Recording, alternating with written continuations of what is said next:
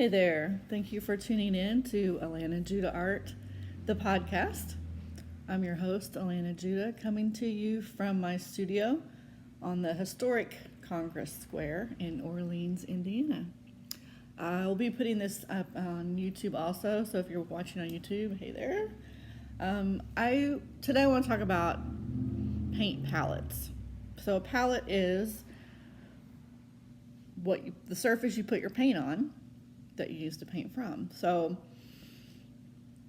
you can use a styrofoam plate, which is pretty easy and cheap. And if you're a single painter using a styrofoam plate, it's pretty easy. When I teach classes though, say I have a class of 12 and usually each person goes through 2 plates, that's 24 styrofoam plates that I throw away. And I wasn't feeling good about that. So I was going through lots of plates. Personally, I started out, you can use a palette pad. So this is called Gray Matters paper palette. If you're watching on the video, I've got an example here. So this is basically a pad of paper. And each page, it's like a waxy, almost like a parchment paper or wax paper on one side. It's also a grayish color, which makes it easier for when you're mixing colors to be able to see your colors when you have that gray background. Oh, I just got that in the paint. Clean that off. I just had a class this morning. My first level 3 class. We finished up a winter rose scene. I've got one of the palettes here. So that's paper palette. When you're done with each page, you just tear it off, crumple it up, and throw it away. So again, you're creating trash with that palette as well. Another option for a palette would be a glass palette. One of my students was kind enough to get me a glass palette. This is tempered glass, which means if you break it, it's not going to break into lots of little pieces.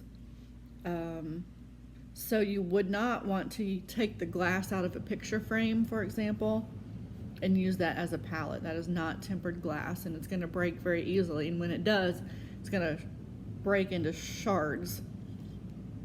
Whereas this tempered glass will not do that. This also has a gray color to it, so that when you mix your paints,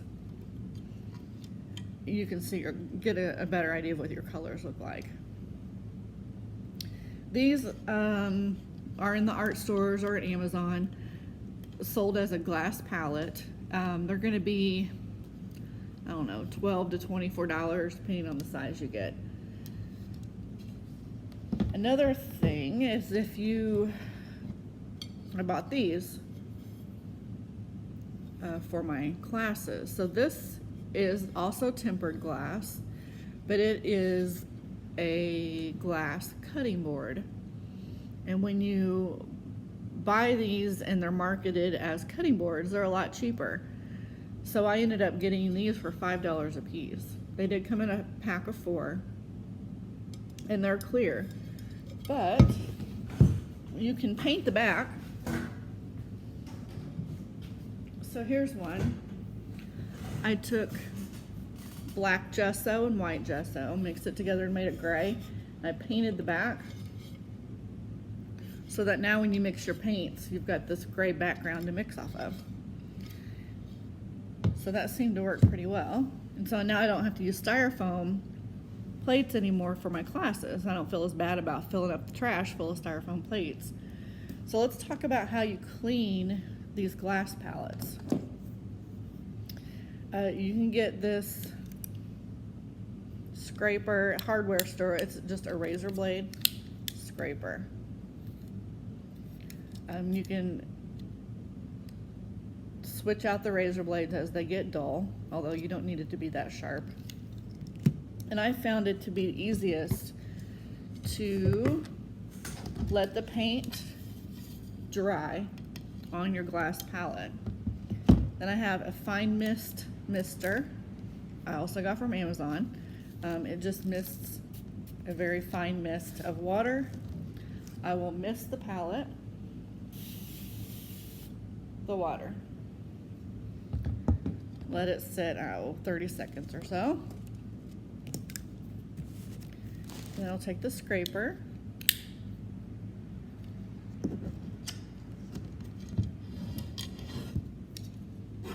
and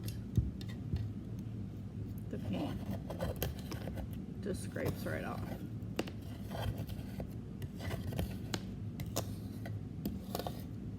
And then you can throw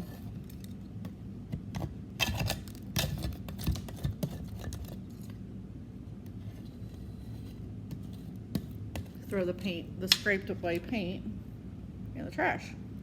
So it creates a lot less trash than having a styrofoam plate. And then you just keep using your palette over and over.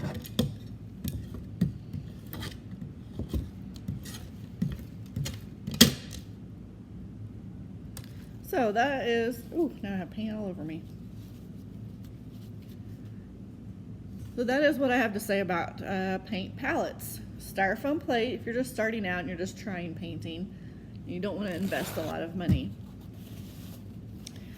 Your next step would be to get the palette pad. So these are sheets of waxy paper that you can put your paint on. Pretty portable. When you're done, you just tear the paper out and wad it up and throw it away. Or if you're going to be painting for an extended period of time and you paint a lot, you can invest in a glass palette or look for a glass cutting board. They're going to be cheaper. It's the same thing. You can paint the back if you want. And get you a scraper. I think I got this one for $3. This razor blade scraper. I've never changed the razor blade. It's the same one. It works just fine. Mist it with water, scrape your paint, you're good to go. So that is a very short excerpt that I have to say about palettes today. I want to thank you for listening to Alana Judah Art, the podcast, and for tuning in if you did on the YouTube video to see these different palettes. If you like the show and you want to know more about what I do or my work, you can check out my website at alanajudahart.com. If you would, leave a review on iTunes or wherever you're listening to this podcast. And join me next time to talk about something else.